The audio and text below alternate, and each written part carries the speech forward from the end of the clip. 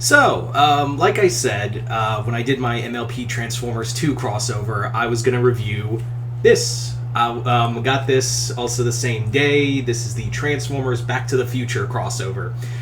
So, Transformers Back to the Future, it was a little backstory. So, Transformers Back to the Future was also much in the vein of Transformers Ghostbusters, in that it was a comic meant to promote a new Transformers toy from Hasbro. For them, it was Ectotron. For here, it was Gigawatt, which was a Transformer from the DeLorean. So when I heard that they were going to do a DeLorean Transformer, I was like, okay, so there's got to be a shot that they're going to do a Transformers, because IDW had held the comic rights for Back to the Future, so I kind of figured this was inevitable, and sure enough, it was. Now, it's interesting to note that while the Transformers Ghostbusters crossover was more or less to pimp out Ectotron and show off Optimus Prime in the new Ghostbuster attire, this one goes a little further. This one has more. The problem I had with that one, even though I did like it, the problem I had is that it wasn't really a full-on Transformers Ghostbuster crossover. It was more Ghostbusters with Transformers in it, with Ghost Starscream as the villain. So I had a little bit of a problem with that crossover. I kind of had a bit of a problem with that crossover in that it felt really tacked on the whole, man, this feels really like promotional work for that Transformer figure. Here, not so much. Like here, I was kind of worried that this was going to be very much in the vein of it's going to be just Gigawatt and that's really it. And I thought that was going to be the same thing, but no, this actually has a really good story with it. So it is written by Cavan Scott, with art by Jean Samu, who I hope I've said that last name right. And this is a 4-issue miniseries, and you may be thinking, so how does a Transformers Back to the Future crossover work? Well, let's talk about it. So the story starts off at the end of the first movie, where Doc and Marty are basically saying their goodbyes, and Marty is going to go. Doc's going to go to 2015. Man, I miss we live in a world where I miss 2015. It's something. Anyway, so 2015. He wants to go to 2015, and what happens, however, is that there has been a shift in the timeline, and now the Decepticons are ruling Hill Valley and the world at large.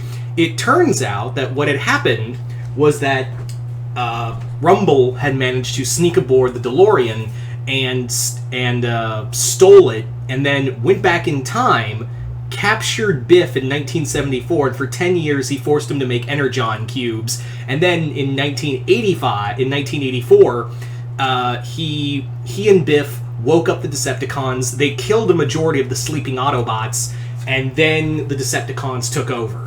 So we live in a new timeline with the Decepticons ruling, and Rumble. That's the thing, is that Rumble kind of plays a big part of this, which I found hilarious. That it's all Rumble's fault, and Biff's to an extent.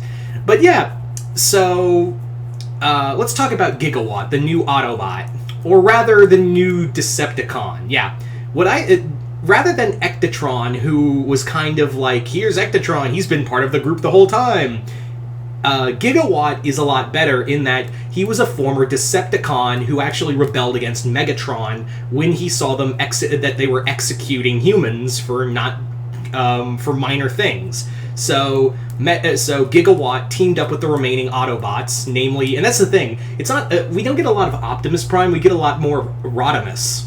I mean, Bumblebee's here, but there's not a lot with him.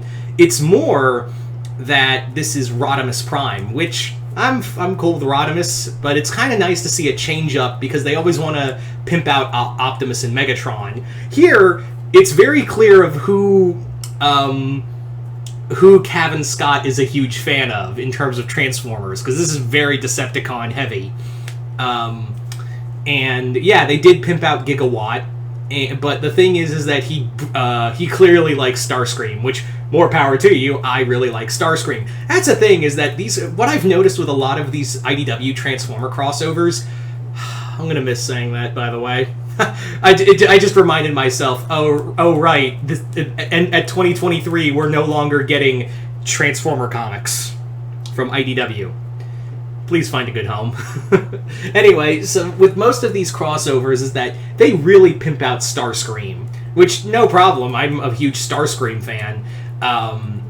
But yeah, it came to my attention as like, oh man, they really do have Starscream. I guess there are a lot of massive fans of Starscream in the comic book world, because there are a ton of people who really want to pimp out Starscream more. I mean, hell, look at the previous Transformer continuity that had Starscream as the leader of Cybertron. Which, yeah, I just realized, like, I had that thought. Also, there is the other thing I forgot to mention is that Gigawatt is not the only new Transformer here. There's a new mini-con named Skills, who is Marty's hoverboard. Well, skateboard and then becomes a hoverboard. I think he is part of that toy line, too, now that I think about it. I think he is part of the toy line as well. And we have a new Decepticon called Watchtower, who is literally the giant clock tower from the movie. He's literally the building. Yeah. Which he actually looks kind of badass. He looks like this hulking giant with just guns mounted on him, and he looks like a sentinel. And that's the thing, is that this whole Transformers comic really does feel like a homage to Days of Future Past, because you've got you've got like a resistance, machines have taken over. This does more with that than the Transformers Terminator crossover. Like, this does more like stuff you'd think from a time travel story than an actual, and they actually mess with time travel a lot in here, especially towards the end, which, by the way, they pack in a lot for 4 issues. I've noticed that they really pack in a lot with these issues, is that they really just stuff it full of shit with this comic. Like, they really do pack in a lot of stuff for 4 issues. And this one, like, I've had my problems with, like, okay, it's a little too short, or it's running a little too long. Here, it feels like it's a perfect length. Like, yeah, it really does feel like a really good length of a comic. Anyway, where was I going with this? Oh, right. So yeah, we have Skills, we have Watchtower, and there are some deaths in here. I mean, yeah, to be fair, it does get retconned in the timeline. Don't get me wrong, it does get retconned with it. It does get very much retconned in the comic, but like when there are deaths in here, you're like, oh shit, they killed off that character. It was kind of, again, going back to the Terminator crossover where characters do get killed, and you're like, holy shit, that just happened. There's a lot of fun in here. I haven't really talked a lot about the Back to the Future side. Everyone does feel in character. That's the thing, is that this really does feel in character. And while it does go a little more Back to the Future than Transformers, I've always said that, the best way to do crossovers is to give, equal footing to both franchises.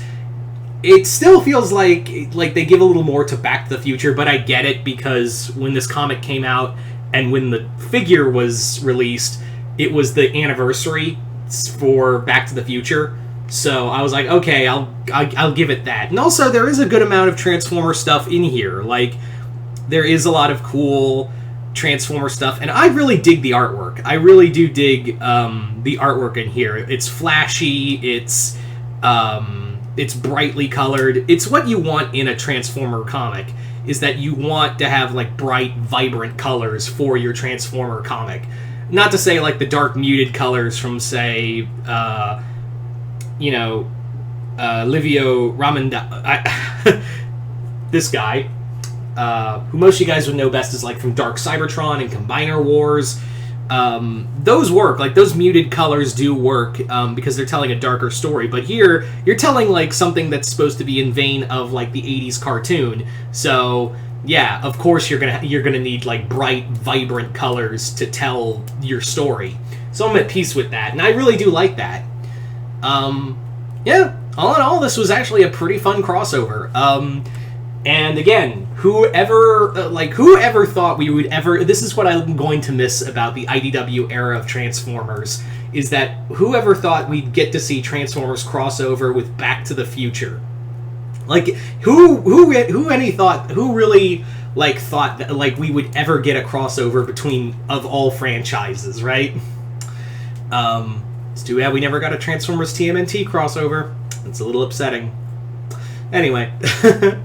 Anyway, but this is actually kind of fitting that I talk about this comic, because, again, like, this is what we're going to miss. But hopefully we get great stories from wherever they go, whether they be Skybound or somewhere else. But anyway, I hope you guys enjoyed this review for Transformers Back to the Future. And if you've read it, comment below, let me know what you guys thought of it. Other than that, if you haven't already, hit the link below to my Patreon to get exclusive videos over on that side.